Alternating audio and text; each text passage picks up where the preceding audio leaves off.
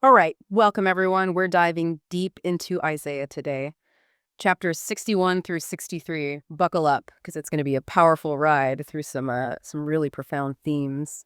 Hope, restoration, yeah, even a bit of fiery judgment. It's all there. Quite a mix, right? Yeah, it is. And the big question we're going to wrestle with is this. How does a text written thousands of years ago still speak to our lives today? It's amazing, isn't it, how these ancient words can still, resonate with us. It's almost like they tap into something universal about being human.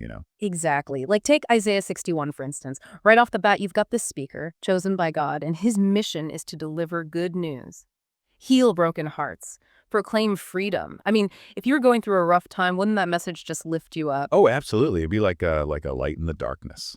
And that's exactly what the people of Israel needed back then. They were living in exile, far from home, feeling lost and hopeless. Yeah, I can imagine. But even beyond that specific context, don't you think most of us still long for those things today? Comfort, freedom, that feeling of wholeness. Oh, for sure. But then just a few verses later, the tone kind of shifts. Yeah. We go from comforting the brokenhearted to rebuilding ruins and receiving a double portion of blessings. What's that all about? Sounds a bit like winning the lottery, huh? Well, it is about abundance, but not just material wealth. Yeah. You got to remember, the Israelites had lost everything. Their homes, the temple, even their sense of identity. Right. So this double portion, it represents this overflowing blessing from God, a complete restoration of what was lost, like saying, you've been through so much, now it's time for double the joy, double the peace, double the fulfillment. Wow, I can see how that would be incredibly powerful for them. But what about for us today? What ruins are we called to rebuild in our own lives? Hmm. That's a great question. It could be anything, really. A broken relationship, a shattered dream, even just a feeling of disillusionment, maybe. We all have areas in our lives that need rebuilding, wouldn't you say? Definitely. And maybe that double portion we crave, it's not just about like material success or whatever. It's about finding that deeper purpose and joy that comes from rebuilding what truly matters. Exactly. Now, speaking of new beginnings, Isaiah 62 takes us to Jerusalem, also known as Zion.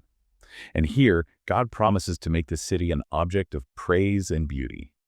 He even gives it a new name, like a fresh start. Wait, a new name. It's like God's giving the city a complete makeover. What's the significance of that? Well, think about it.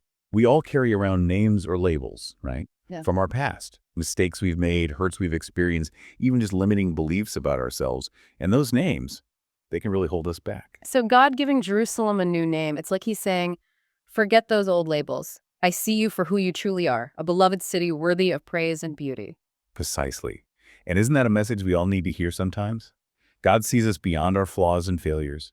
He sees our true potential and gives us a new identity rooted in his love. And the fact that he uses this imagery of marriage to describe his relationship with Jerusalem, that's pretty striking too. What's going on there? Yeah, it's a powerful metaphor for sure. In the Bible, a covenant is this sacred bond, often compared to a marriage.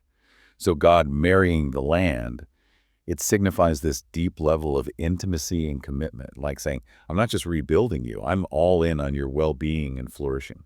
Okay, so we've got rebuilding, new beginnings, this profound covenant relationship. But then we get to verse 6, and things take an interesting turn. We encounter these watchmen on the walls of Jerusalem, constantly vigilant, never silent. It's like straight out of a movie or something. It is a vivid image, yeah. And in ancient cities, those watchmen, they were responsible for protecting the city from danger, sounding the alarm at any sign of a threat, always alert, never letting their guard down. So what's the deeper meaning here? Is this just about, physical protection, or is there a spiritual application for us today? That's where it gets really fascinating, I think, because this metaphor, it speaks to this need for spiritual vigilance in our lives. Just like those watchmen, we got to be on guard against anything that could threaten our well-being, our relationship with God, even just our integrity. So the walls we're guarding, it could be our hearts, our minds, our values, even just our time and energy. Exactly. And the threats, well, that could be anything from negative influences to unhealthy habits or just plain old distractions. It's about being mindful, right, of what we let into our lives and being proactive about protecting what truly matters. And don't forget, we're not meant to do this alone. Just like those watchmen supported each other, we need community, accountability, people who can help us stay alert and vigilant. And then, right after the watchmen, we get these amazing promises of protection and abundance, no more stolen harvests, no more fear of enemies. It's like this huge sigh of relief. After a long period of hardship. Yeah. It makes me think, don't we all long for that feeling, a sense of security, knowing that our hard work won't be in vain? Oh, absolutely, that deep desire for peace and stability, knowing we can finally enjoy the fruits of our labor.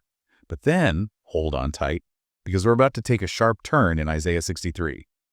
The tone shifts dramatically, and we encounter something that might be, well, a bit unsettling, to be honest. Okay, yeah, you're really leaving us hanging here. So, what's this big shift all about? Well, brace yourself for some pretty intense imagery. Isaiah 63 opens with God depicted as a warrior returning from battle, clothes stained with blood. It's quite a contrast, to the hope and restoration we were just talking about. You're telling me, I mean, how do we even wrap our heads around that? Does this mean, like, God is vengeful? I thought God was all about love and forgiveness. It's understandable to feel kind of shaken by that image. But remember, we're looking at this through, a modern lens. Back then, this kind of imagery, it was often used to convey strength and power. Doesn't necessarily mean God is out for revenge. So, if it's not about revenge, then what's the point? What's God trying to communicate with this warrior image? Well, think about it this way. God's deeply invested in justice, right? He can't stand to see people oppressed or taken advantage of. So this warrior image, it's a way of showing that God is a powerful defender of those who are suffering. He takes action against injustice. Okay, that makes sense. So it's not just random violence. It's about protecting the vulnerable and, confronting evil. Exactly. It's a reminder that God doesn't just sit back and watch while bad things happen. He actively fights for what's right. But there's another layer to this, too. God's judgment, it always has a purpose. It's not just about punishment. It's also about restoring balance, creating space for healing and renewal. So it's like a pruning process. You cut away what's damaged or unhealthy to make way for new growth. That's a great analogy. And that's exactly what we see happening in verses 7 through 9. After this, this image of the warrior God, the focus shifts to God's mercy and his past acts of deliverance. It's like a breath of fresh air after a storm, right? Yeah, like a reminder that even when things get tough, God's love and faithfulness are always there. Absolutely. And to make that point even clearer, the text draws a connection to the Exodus story. Remember how God rescued the Israelites from slavery in Egypt? Of course. That event, it becomes this powerful symbol of God's ability to save and deliver his people, even in the darkest of times. So it's not just like, hey, remember that time I was awesome? It's more like, I've got your back, just like I had their backs back then. Pretty reassuring, right? Exactly.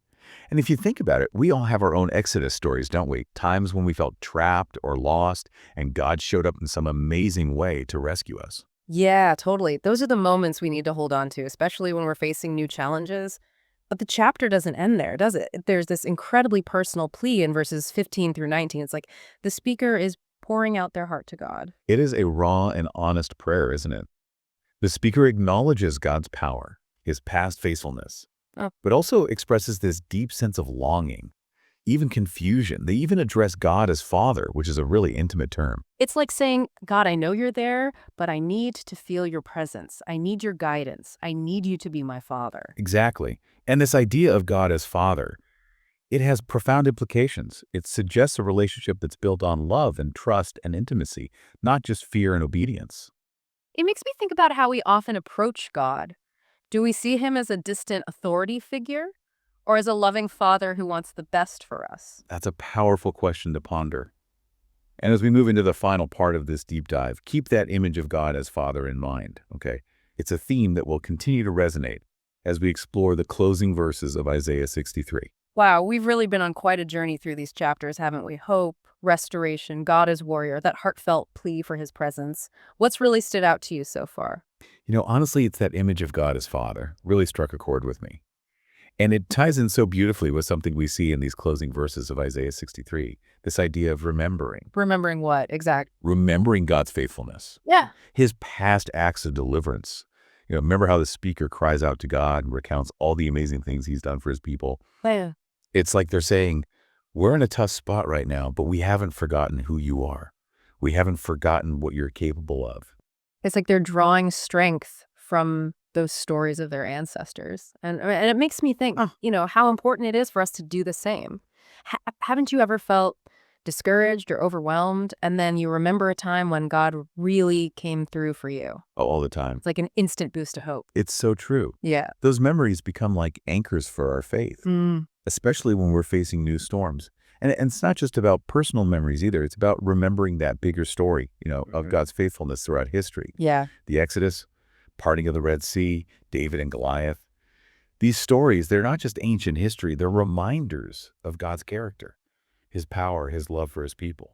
I love that. It's like we're all part of this epic narrative, this story that's been unfolding for centuries. And these stories, they give us a glimpse of who God is, what he's capable of doing in our lives today. Exactly. And if we're not careful, we can forget that bigger story, can't we? Get so caught up in our own little worlds that we lose sight of God's grand plan. But when we remember, when we connect ourselves to that larger narrative, it changes our perspective. Yeah, totally. Gives us hope and purpose. So remembering is about more than just like warm, fuzzy feelings. It's about anchoring ourselves to the truth of who God is and what he's done.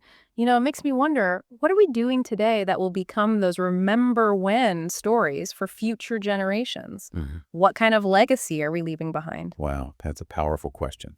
Are we living in such a way that our kids and grandkids can look back and say, yeah, God was definitely at work in their lives? Are we demonstrating God's love and faithfulness in tangible ways, fighting for justice, standing up for what's right? It's a challenge, for sure, but it's also an incredible opportunity. We get to be part of God's ongoing story. We get to write a new chapter. And think about what we've learned from these chapters in Isaiah. We've seen that God is both a warrior and a father.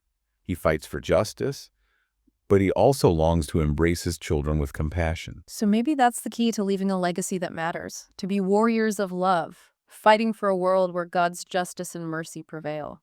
It's beautifully said. And as we wrap up our deep dive into Isaiah, I want to leave you with this.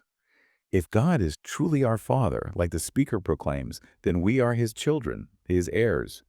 We have an inheritance waiting for us, a future filled with hope. And if that's true, then we have a responsibility, don't we, to live up to that inheritance, be worthy representatives of his kingdom. So let's go out into the world armed with that hope and courage that comes from knowing who we are, whose we are, and let's make a difference. Couldn't have said it better myself. Thank you for joining us on this journey through Isaiah. It's been a real pleasure. And until next time, keep diving deep, keep seeking truth,